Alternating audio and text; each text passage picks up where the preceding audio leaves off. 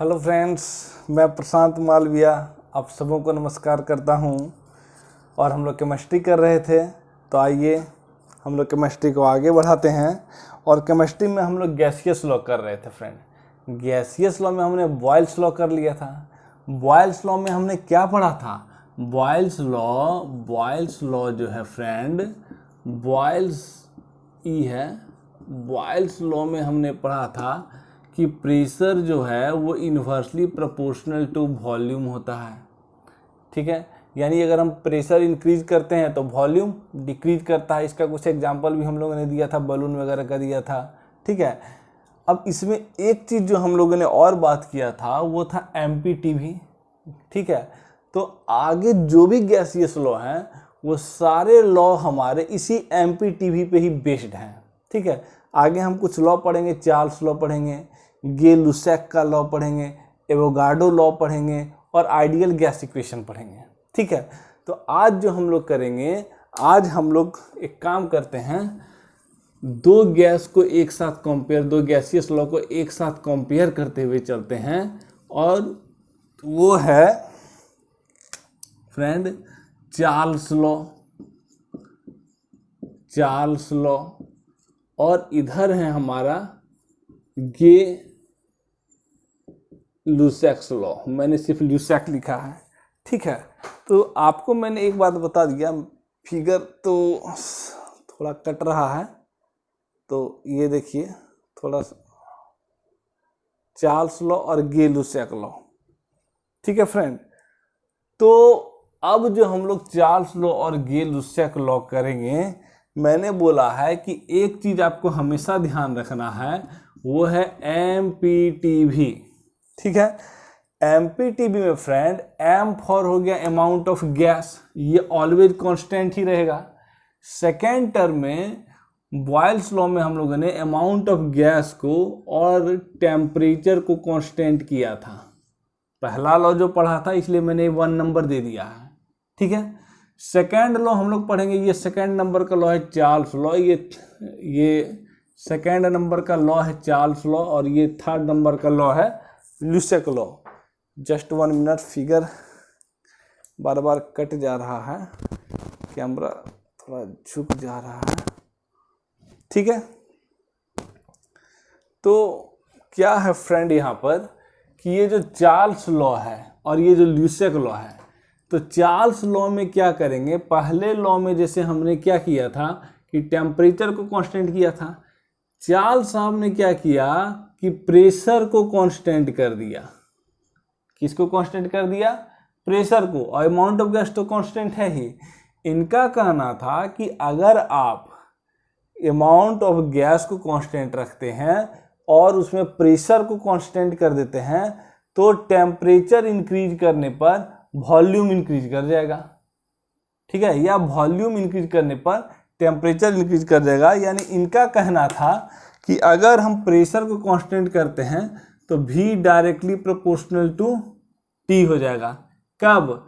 जब हमारा P और अमाउंट ऑफ गैस क्या है? कांस्टेंट है।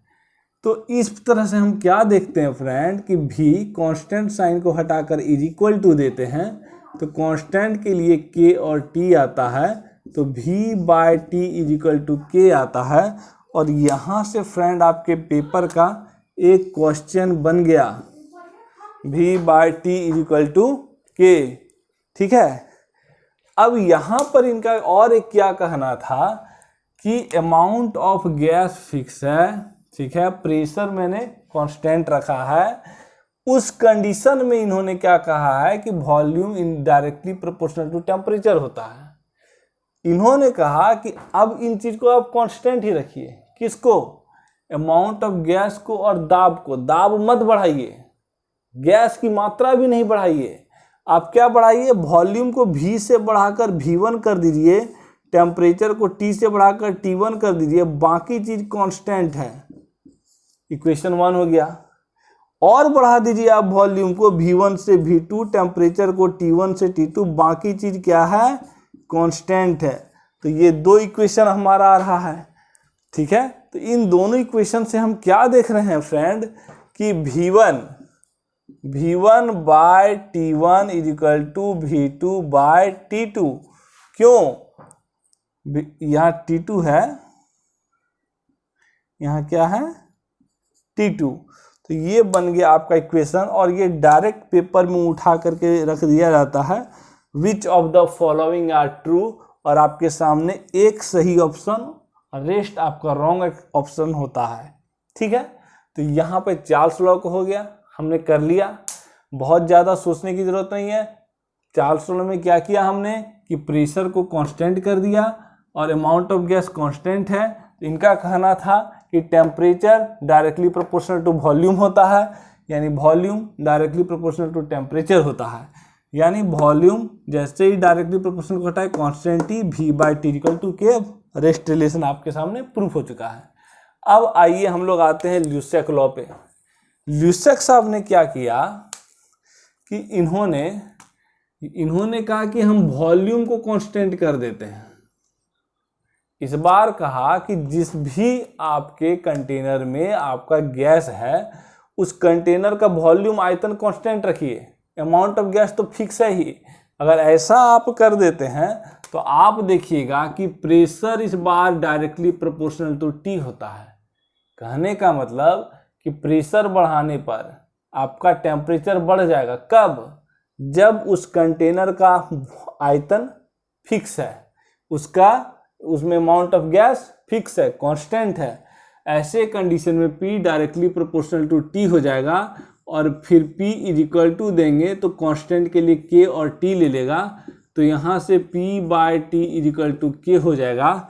और एक बार फिर से आपके पेपर का ये क्वेश्चन तैयार हो गया, दैट इज फर्स्ट इक्वेशन। ये P है फ्रेंड, कंफ्यूज नहीं करिएगा, ठीक है, ये P है। अब इनका क्या कहना था कि देखिए ये कंडीशन कब हुआ? जब आपने वॉल्यूम को कांस्टेंट रखा है, वॉल्यूम कांस्टेंट है आपका, तो pressure directly proportional to T हो गया। अब उसी वॉल्यूम में, जैसे मैं आपको एक एग्जांपल दे देता हूँ, सपोज करिए आपके यहाँ प्रेशर कुकर में क्या बनता है, खाना बनता है, चावल दाल जो भी बनता है, तो उसमें क्या होता है, प्रेशर कुकर का वॉल्यूम क्या है, कांस्टेंट है, ठीक है। उसमें अमाउंट ऑफ गैस क्या है, चूँकि हमने सीटी ऊपर से लगा दिया है तो अंदर में अमाउंट ऑफ गैस कांस्टेंट है। अब हम क्या देखते हैं उसमें प्रेशर कुकर में कि जैसे जैसे टेम्परेचर बढ़ता है प्रेशर भी बढ़ जाता है। प्रेशर लास्ट में इतना बढ़ जाता है, टेम्परेचर इतना बढ़ जाता है कि वो सीटी देने लगता है, हमारा खाना पक के तैयार हो जाता है। तो उसमें ये आपका ये ल्यूसेक लॉ ही उसमें काम कर रहा है। क्यों? क्योंकि उस गैस का वॉल्यूम, ये देखिए वॉल्यूम फिक्स है, उसमें अमाउंट ऑफ गैस फिक्स है, टेम्परेचर जितना बढ़ रहा है गैस के अंदर प्रेशर, कुकर के अंदर प्रेशर उतना बढ़ रहा है। अब कह रहा है कि उसी वॉल्यूम में, वो जो आपका प्रेशर कुकर है, उस प्रेशर कुकर के उस वॉल्यूम को कांस्टेंट रहने दीजिए, उससे बड़ा प्रेशर कुकर नहीं लेना है। उसी प्रेशर कुकर में, उसी अमाउंट ऑफ गैस में आप प्रेशर को और बढ़ा दीजिए P1, टेम्परेचर को और बढ़ा दीजिए T1, तो रेस्ट आपका क्या है, वॉल्यूम कांस्टेंट है। फिर आप प्रेशर को बढ़ा करके P2 कर दीजिए, टेम्परेचर को बढ़ा करके T2 कर दीजिए, प्रेशर कुकर का क्या है, वॉल्यूम कांस्टेंट है। तो इन दोनों इक्वेशन से आपका क्या बन जाता है, P1 by T1 is equal to P2 by T2।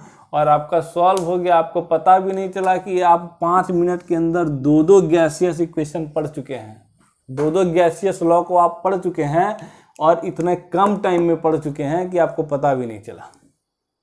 ठीक है, खत्म हो गया। ये आपका पेपर का क्वेश्चन भी मिल गया और कॉन्सेप्ट भी मिल गया। ठीक है, अब रेस्ट जो बचा आपका एवोगाड्रो और आइडियल गैस इक्वेशन, उसको भी एक इसी तरह से छोटे से वीडियो में हम लोग कवर कर लेंगे। बहुत ज़्यादा उसमें रॉकेट साइंस नहीं लगाना है। ठीक है, फिलहाल यहाँ पे विथ एग्जाम्पल हमने इसको कवर किया है। उम्मीद करता हूँ आप लोगों को ये कॉन्सेप्ट क्लियर होगा। नेक्स्ट वीडियो में हम जल्द मिलेंगे एक इसी तरह के छोटे से वीडियो के साथ। Thank you.